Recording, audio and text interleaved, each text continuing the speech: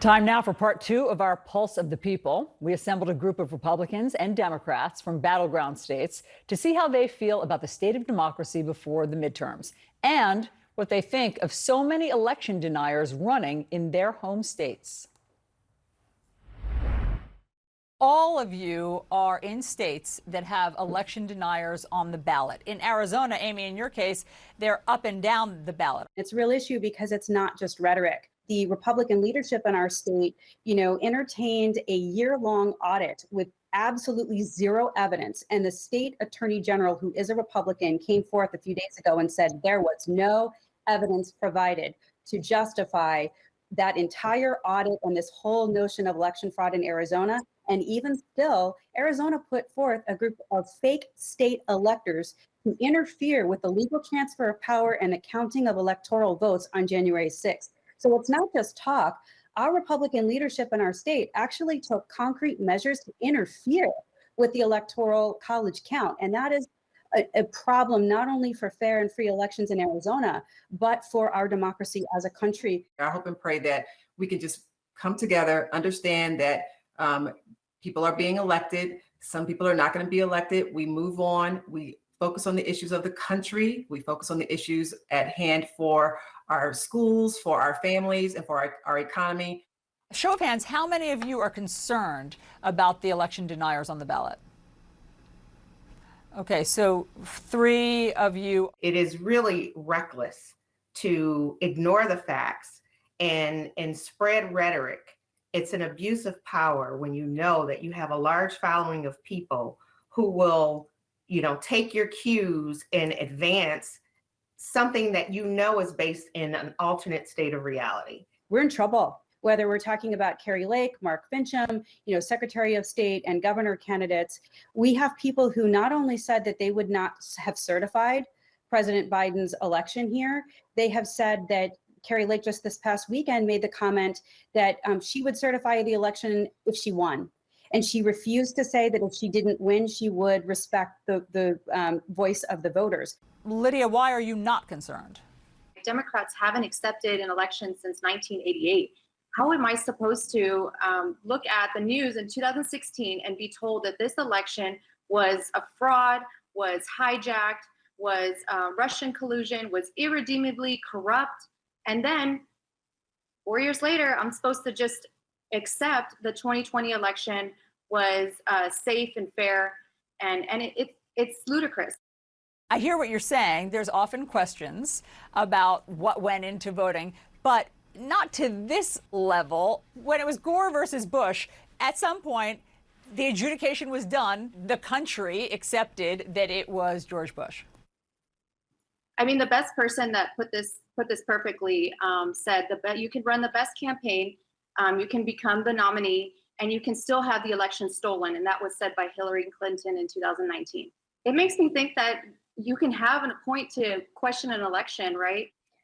For me, so Mastriano, as you all know, in Pennsylvania was at January 6th, major election denier. And as a young Republican, I don't want to be in a Republican Party that is run by people who denied the election. There was no evidence of fraud. There was no evidence that the election did not have integrity. I think we can all agree we want our elections to be free, fair, and accurate. We want to trust the election. And how can we do that when you're telling me in 2016 that Trump is an illegitimate president, and then suddenly the same processes used in 2020 are amplified, mail-in ballots, signature verifications were turned down. Arizona has had mail-in ballots for quite some time, and Republicans have maintained control in our state, for decades, and there has never been an issue with the integrity of mail-in voting until they lost the presidential election in the state. This, as I said, has been adjudicated. There were something like 86 judges across the country, some of them Trump appointed. Do you still think that there was fraud in the 2020 election? In anything that involves humans, there will be fraud. And any election, it will show that it's really hard to catch fraud. I really, truly believe there was a lot of fraud.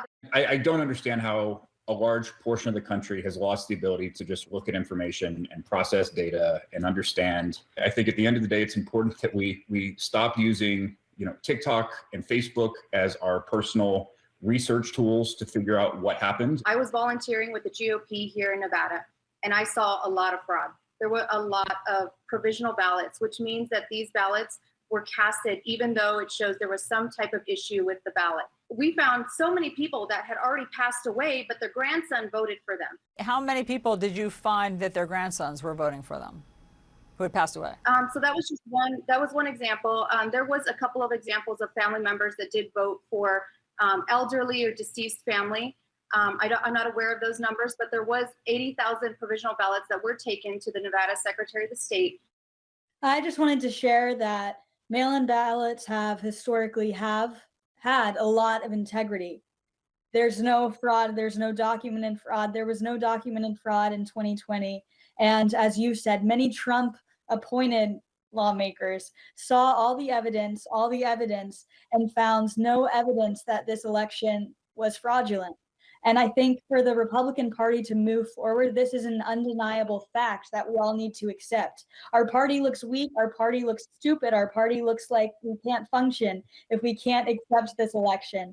And we need to instead support candidates unlike Trump, who are going to be more inclusive, able to accept facts. I have faith in our system and our democracy that will continue. But I am also hopeful that as we get new leaders in position, that we will put new policies, new laws in place that will prevent this from reoccurring in the future.